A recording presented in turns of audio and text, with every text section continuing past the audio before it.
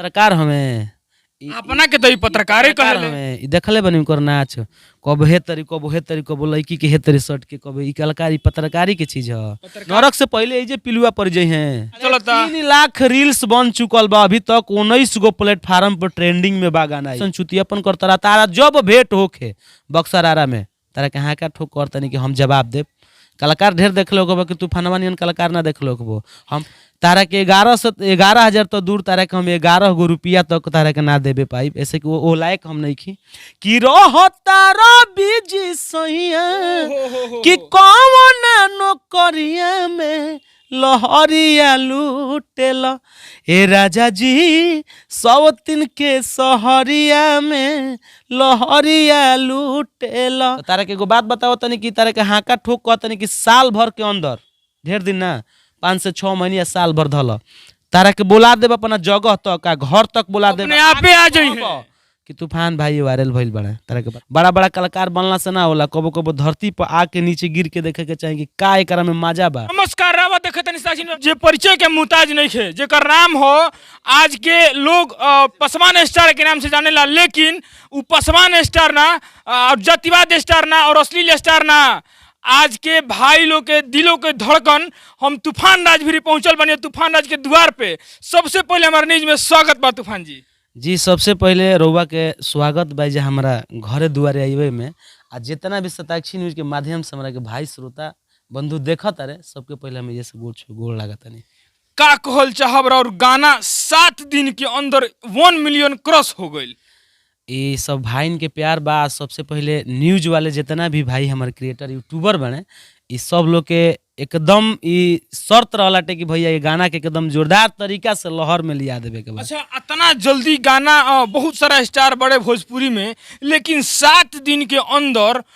ये 1 million cross ना करेला बहुत सारा कलाकार बड़े भोजपुरी में लेकिन रवा लगातार जातिवाद गाना गावत हैं लेकिन एगो अलग पहचान रक्षाबंधन के बेरा से एगो अलग पहचान लेके भोजपुरी में रवा चलल बनी और लगातार गाना ट्रेंड कर रहा एकर का खासियत बा। देखी हम एगो माटी से जुड़ल सब लोग कहेला पहले एगो बात बता दी कि सब लोग ये बतिया कहेला कि हम एगो माटी से जुड़ल कलाकार हई बाकी माटी से जुड़ल कलाकार तो मैं लोग रहेला बाकी ऐसे उठला के बाद सब लोग आसमान के कलाकार एसी के हवा खाए लगेला आसमान के कलाकार हो जाला। आज भी हमारी स्थिति देखत हम यही जगह पे बनी आज भी हमारा के माई कोनो कमी नहीं देले पहने लेकिन देहाती ठाट में आज भी बनी रहे के चाहे ई गाँव हटे ए गाँव में बहुत चीज सीखे के मिलेला कहल जाला कि दूगो अपना से बड़ बुजुर्ग के सामने बैठे के चाहिए ओकरा से सीखे चाहे कि भोजपुरी में पहले का उतरला पहले निर्गुण पहले पूर्वी कैसे गवात रहलाटे कैसे सब लोग अपन बैठ के आगे के कौड़ा तर गाना गावत रहला मधोस गावत रहलाटे कैसे सुनत रहला आदमी ई कुल जानकारी लेवे के चाही। बड़ा बड़ा कलाकार बनला से ना होला कबो कबो धरती पर आके नीचे गिर के देखे के चाही कि का एकरा में मजा बा का खासियत बा ये माटी में। लोग कहे के तो कहबे करले कि हम एकदम माटी से जुड़ल कलाकार माटी के चीज पूछा जी तो माटी की याद बा। रक्षाबंधन से ही जातिवाद से दूर हट के एगो अलग मिजाज के काम कर रहल बनी आरवा इवेंट शो में बहुत सारा पत्रकार जुटल रहन का कहल चाहब वो पत्रकार खातिर और क्रिएटर खातिर। देखिए सबसे पहले बता दे कि सबसे पहले यो बात कहनी हम कि क्रिएटर न्यूज क्रिएटर जितना भी भाई हमारे बने लो इनको लोग के तो आजीवन हमारा के प्यार मिलेला इतना हम मतलब अपना भाई के तरह रखबे करे नहीं सबके और वह जानते बनी एकदम मिला के रखे नहीं हमारा के जौने जुरी आटी हमारा के मान के चलो कि वो चाहे के जुगाड़ बा तो साफ तौर पर कम कि भाई हमारा के बार तूफान राज की यहाँ आ गइला के बुझाला कि अपना भाई की यहाँ हम आइल बनी एक ना बुझाई तो तूफाने ना बुझाई तो तूफाने ना कहे से यही से कहे नहीं हम कि केहू जियावो हमारा के आवो भाई रह खा पियो हमू तरह से खाई पियो। BBJM कंपनी से जौन और गाना लॉन्च भइल रहे 103 के सहरिया लगातार ट्रेंड कर रहल बा। हम चाहब कि हमारा दर्शक के गाना गा के सुनल जाओ दर्शक हमार व्याकुल बड़े गाना सुने। BBJM बागेश्वर बालाजी म्यूजिक पर गाना बाटे और बहुत अच्छा गाना बा सुभाष भैया के चैनल बा अपने चैनल बा गाना के ना लाइन रहे मुखड़ा रहे हमार और शिल्पी राज के पंच रहे गाना के लाइन रहे अरे की धनी हो काहे तू अनेरे खीसी आइलू कि जल्दी बताओ काहे मुहावा फूलैलू कि बड़ी बा काम तू आराम जाके करो अपना मरद संगे ओही से ना लड़ो कि रहता बीजी सहिया कि कौन नौकरिया में लहरिया लूटेला। ए राजा जी सौतिन के सहरिया में लहरिया लूटेला। ए राजा जी सौतिन के सहरिया में लहरिया लूटेला। अजूबा अजूबा काम कनी गायकी के तो जोड़ा नहीं खे। और ये वीडियो में त्रिशाकर मधु जी के रवा बोला देनी, शिल्पी राज से रवा गाना गवा देनी। का कहल चाहब वो शख्स खाती जे इतना बड़ा स्टार भइला के बावजूद भी रवा साथ काम करे खाती एग्री हो गल और काम करे लागल लगातार। ई सब हमार प्रेम हटे। आ जे भी आवेला सब लोग दिल से कहेला कि तूफान भैया के हैं जोन प्रेम मिल जाई नु उ केहू के ना मिलेला। हमरा के 2 रुपया कम मिली, बाकी प्रेम में कमी ना। 12 बजे राती के तू खोजब कहेला कि उ झूठ कहेला कि 12 बजे खोजब हम तारा खातिर टाइट बन ना जी। 12 बजे राती के खोज पहले तब कहिए कि तूफानवा के हम 12 बजे राती के खोजले रही तो टाइट रहे एकदम। पहले खोज, ई मत सिखावे वाला काम ना कि 12 बजे राती खोजब तो हम टाइट बनी ना। कभी भी एजा शिल्पी राज जी के विजय चौहान भैया के जब भी प्रोग्राम होला कहीं भी, चाहे उनका गाँव हूँ जाए के होला, अपन गाड़ी एकदम चालू तूफान राज तैयार बड़े। बहुत सारा पत्रकार इवेंट्स में आई रहन। आ बड़ा दुखद घटना बा, ओकरा के बड़ी दुखद भोजपुरी खातिर वो घटना कहाई कि कलाकार माने कोनो ऐसा कलाकार होले जे कि भोजपुरी में भी लगातार काम कर रहा बा, लेकिन वो वायरल ना भइल। आ उहे कलाकार जो वायरल होला तो बहुत सारा पत्रकार उनका द्वारी पे जाला। जैसे रावा संगे आज घटना घटल बा, हम आरती न्यूज के बात कर रहल बनी। रावा संगे जो घटना घटल है तो दर्शक के हमारा बताएं कि रावा संगे का घटना घटल है आरती न्यूज से। रावा जब फोन कईनी तो देखिए हमनी के 4 तारीख के इवेंट रखले रही जा। जी जी इवेंट रहे गाना सौतिन के सहरिया। तमाम न्यूज वाले भाई लोग से हमारी ये रिक्वेस्ट है कि भैया हम तारा के एगो गम छी आ तारा के खाना के व्यवस्था हम करब बढ़िया से, कोनो प्रकार के दिक्कत ना हुई। भाई की यहाँ भाई की आवे के बा इहे हमारे के जुगाड़ बा। एकरा से बेसी के हम कलाकार नहीं की, काहे से कि जितना भी कमैले बनी 15-20 लाख रुपया अपना गायकी से कमैले होखम त अपन हेने होने फलान टेकान में खर्चा कइले बनी। गरीबी के देखते हुए अपन गरीबी के देखते हुए तारा के गौमच्छी मिली, सम्मानित मिली, एमे कमी ना, मेडल मिली, खाए के बढ़िया चीज तारा के बनवा देब हम खाए के बस। सब लोग के, सब लोग न्यूज वाले सब लोग बढ़िया से हमारे भाई मतलब हमारे बात के एक्सेप्ट कर लें कि ना भैया कोनो बात नहीं करो कि हम आई जा। सब न्यूज वाले पटना से लेके या बनारस से लेके तमाम न्यूज हमारा गांव से लेके आरा से लेके बक्सर से लेके दिल्ली, बक्सर, बनारस रउआ तक के बात कहता नहीं। सब लोग जुटल है जा। आ जुटला के बाद भाई के एगो मनोबल बढ़ावले कि नहीं इथी करे के बा। ओ भाई के हम फोन कईनी कहनी कि भैया ऐसा ऐसा बात करवा भाई काहे कहतनी इतना गलत व्यवहार रवा से कइला के बावजूद भी रवा उनका के भाई मानतनी और उ रवा से थे अन्याय ही अन्याय करत जा। हम भाईये को हम भाइयों में कसाई हो जाले, तू कसाई बने बाकी उनकरा के हम भाईये को बाकी कहिए भाईये कहिए तुम करा कि हम कॉल कईनी कहनी कि भैया ऐसा ऐसा बात बा इवेंट में। तो ऐसा टाइप के मदहोश में बोलन आ जाई हो यही तरह आ जाई हो बड़ी खर्चा टरला लेखा एकदम बड़ी खर्चा बा। 11,000 दे दी हो। 11,000 रुपया 11,000 दे दी हो, बड़ी कुल खर्चा बा, तेल पानी हम फलान ठेकान। तो तारा के एगो बात बताओ तनी, तारा के 11,000 तो दूर, तारा के हम 11 गो रुपया तक तारा के ना देबे पाई। ऐसे कि वो लायक हम नहीं खी, देवे लायक नहीं जी जी। आ तू ओ लायक नहीं खो कि तारा के 11,000 रुपया केहू दी। तारा हम देखले बनी बहुत इंटरव्यू कि तारा के मारतो खा इंटरव्यू ले आदमी लेबे कर रहा लगातार ई जाके स्क्रिप्टेड वीडियो मारा तैयार करे ले, लातो खा ले, गाड़ियों सुने ले। अरे बस 11,000 मांगत रहे। पवन सिंह खेसारी भैया, राकेश भैया के इवेंट में चाहे न्यूज लेबे जाने तो कलरिया घींच के आदमी के हटावे ले सन। बाकी इतना चुतिया इंसान ए भोजपुरी में जब से ही न्यूज लेके आइल बा जवान। जी जी। और शब्द बात ना बोले के चाहिए, बाकी ऐसा काम करत रहे तिनकरा कहे के पड़ल। दिल के दर्द बा जो निकल जाता अपने आप। बहुत दुख लागल, बहुत दुख लागल कि मर्दे ए भोजपुरी में छोट कलाकार के कोनो मतलब वैल्यू नहीं खे, कोनो वैल्यू नहीं खे। कहीं कहीं ऐसा होला कि चलो भाई पैसा नहीं मिलो तो जात बा, हमार प्रेम मिलता तो भाई के चलल जरूरी एकदम काहे ना। हमार कोनो माने अस्तित्व नहीं खे वो जगह पे। तो तारा के एगो बात बताओ तनी कि तारा के हाका ठोक कहतनी कि साल भर के अंदर, ढेर दिन ना 5 से 6 महीने या साल भर धल, तारा के बोला देब अपना जगह तक, घर तक बोला देब, अपने आपे आ जाइए कि तूफान भाई वायरल भइल बड़ा। तारा के बता देता नहीं आ तारा के न्यूज भी ना देब, जिंदगी में न्यूज भी ना देब। ऐसे कि हम घमंड नहीं हमारे बोलत, घमंड काहे हमारा जो दिल के दर्द बा। हमारा से बड़का लोग तारा के न्यूज देन कि हम ना दे पर्सनल काहे कि तारे 11,000 वाला रुपया बा हमारे के बतिया जिंदगी भर खली आ जीवन अखड़ी 11,000 रुपया वाला। हाई कुल भाई जितना न्यूज वाले बने लोनु तारा के बता देते नहीं कि इहे ना सोल भर पहले से हमारे संगे कुल लोग जुड़ल बने, आज तक जीवन जुड़ रही है, भाई के प्रेम बा एकदम तारा के एगो बात बताया तनी, तू ऐसन चुतियापन करता रहा, तारा जब भेंट होखे बक्सर आरा में तारा के हाँका ठोक करतनी कि हम जवाब देब। कलाकार ढेर देख लो कि तू फनवा नियन कलाकार ना देख लो, हम प्रेम से मनाई ना सबके, हम मारा मारी करे वाला कलाकार ना हई। आ तारा जौन चीज सुने के मन होखे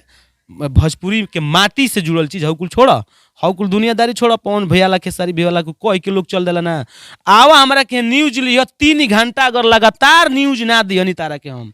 3 घंटा लगातार गाना ना गा के तारा के सुनैनी तो जमन कहियो तमन तारा के हफा के रख देब ना, आके रोआ के जैसन गाना सुनब तैसन। आ जाना तारा कि जतियाता पे दे थोड़े टिकल बिया, जतियाता से भी बढ़िया बढ़िया गाना एकरा पहले गा के सुना देले बनी। अभी राखी के दिन में रुआ देले रहनी है सबके नु, एकदम रक्षा बंधन के दिन से लगातार और गीत आओ तो जोन की पब्लिक आ दर्शक इतना प्यार दे रहल बड़े कि अब कहीं के नहीं। कुल ई न्यूज़वा बताई है, ई न्यूज़वा बताई है खाली पवन सिंह के गाना जने कि बोला दिल में जागा हाल देबे के बोला का लेबू हो, इहे न सुनैबा। ई चीज अभी गाना तो दिल में जागा देबे खातिर पैसा ली है। एगो गाना हमनी के गइले न जरूर रहनी, वो वीडियो जब शूट होत रहे। हां एकदम रही। अरे कि राम भरत नियन प्यार नहीं मिले अपनो रे भाई से, कि राम भरत नियन प्यार नहीं मिले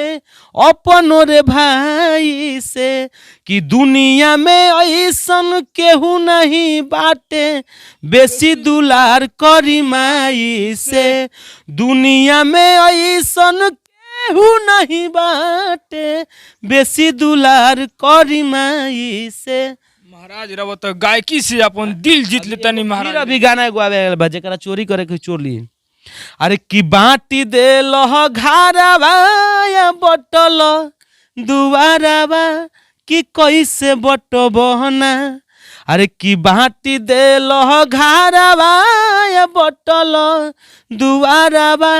कि कैसे बटबहना, ए भैया हो माई के अचारावा के कैसे बटबहना, ए भैया हो माई के अचारावा के कैसे बटबहना।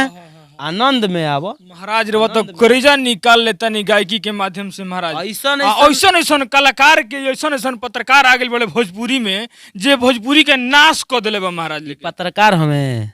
अपना के तो ई पत्रकारे कहले हमें देखले बनी कर नाच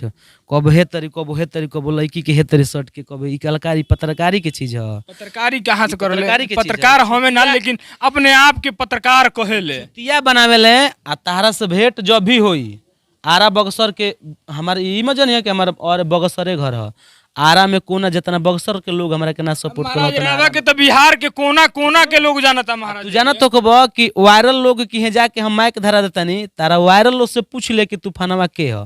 का चीज हो जेकरा पर कूदत हो बनू जितना आइकुल शिवानी फियानी आइकुल करिश्मा कर उनको लोग से पूछब तो बताइए कि भोजपुरी के ह आ जरा पर माइक लेके बक्सर दौड़ के चल आवत रहा शिवानी सिंह के इंटरव्यू लेबे जानत रहा कि शिवानी सिंह में कितना मतलब मेहनत कैले बिया देहिया बनावे खातिर। भोजपुरी में सबसे ज्यादा अगर शिवानी सिंह के गाना के संग सुनब तो तूफान का बुझिए महाराज लेके ई पहले पत्रकार रहले हम नचनिया हो गेल बड़े एगो आरती म्यूजिक वर्ल्ड खोल देले बड़े गानो गावत रहे फाटल बांस लेखा कि इनकर देहियो फाटले बांस ऐसन बा। मैं बुझाता कि माने काठमांडू के आइल बड़े काठमांडू से अगर केहू देख ले राती में अगर नवरात्र के समय में केहू देख ले तो साला साफ जानी महिषासुर हमें साफ बोध कर दिलो इनका के नीचछ बोध कर दिलो चलिए स्वर्ग में ना बीच इनका नरक में जगह मिली कि ना। ऐसन कुल आदमी के नरक के बात रुआ कहतनी महाराज नरक से पहले एजे पिलुआ पड़ जाए हैं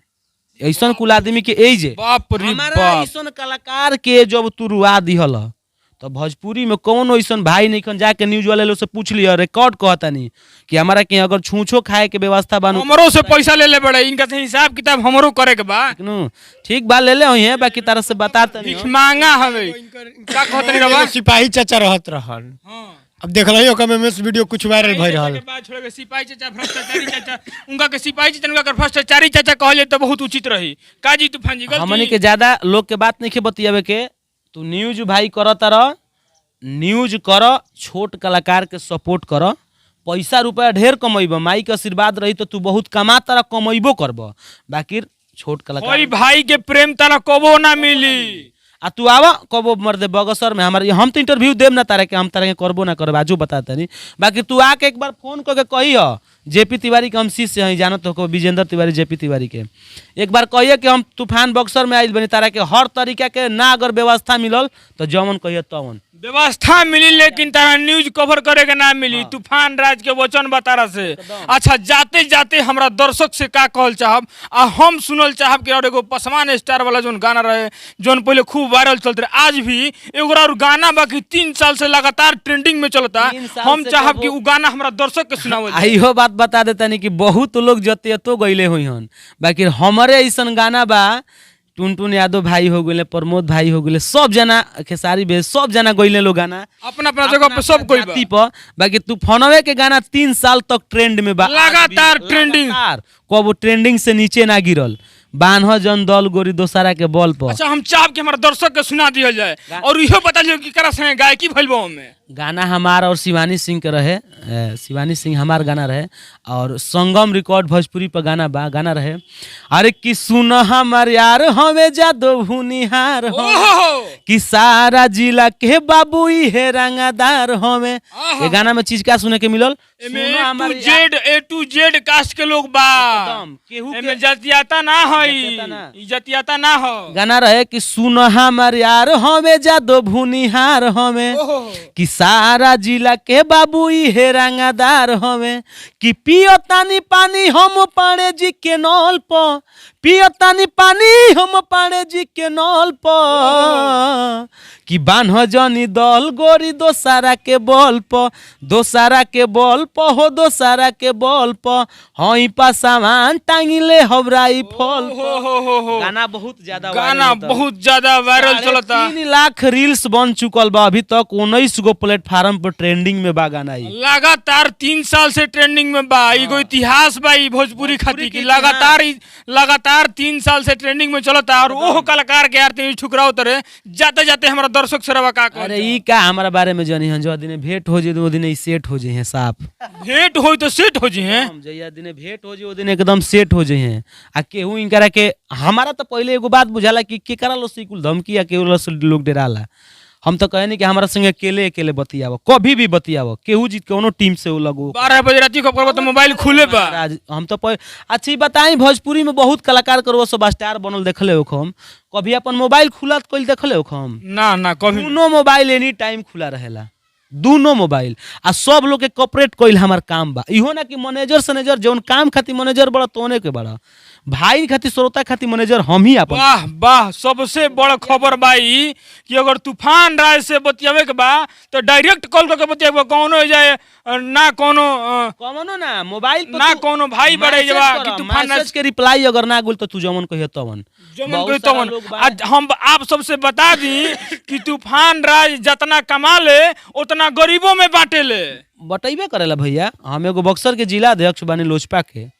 आ लोजपा टीम के जिला अध्यक्ष बनी वो पार्टी के जिला अध्यक्ष बनी जेकर अभी बिहार का पूरा भारत में नाम चर्चा एकदम गूंज रहल बाटे दीवाना बालो चिराग पासवान के महाराज लेकर का बात कोई नहीं है कुल तो पियकर सियकड़ाई के कुल नाश देले बड़े सब हां तरवा सब न्यूज के माध्यम से जितना सुननी है हमार बात गौर से सुनो बा कमेंट में बताइए कि कहीं गलती तो ना बोलनी है गलती बोल रहा हूं हम तो भाई से हम क्षमा चाहते हैं छोट भाई समझ के माफ कर देवे के बा भाई छोट बा तो कुछ मुंहे है कुछ बोलाइए गइल जाम के बोलाई भैया ना गलती ना बोलाई जेकरा नजर खातिर गलती बनी हो आदमी खातिर कहल जाता है और हमारा साथ रहनी है तूफान राज जी और मिले तनी कोई और वीडियो के साथ तब तक खातिर धन्यवाद।